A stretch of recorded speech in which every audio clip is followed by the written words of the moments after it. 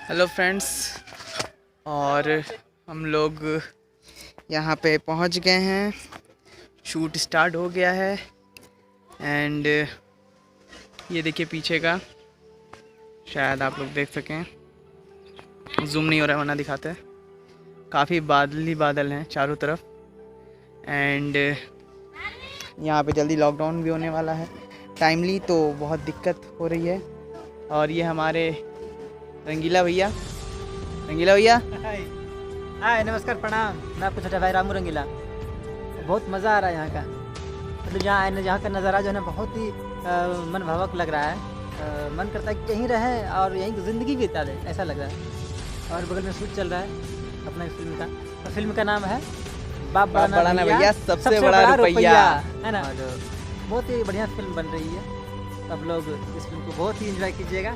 तब तक के लिए देखते रहिए, लाइक कीजिए, कमेंट कीजिए वीडियो कैसा लगा। कमेंट नीचे चाहिए अपन को, ठीक है?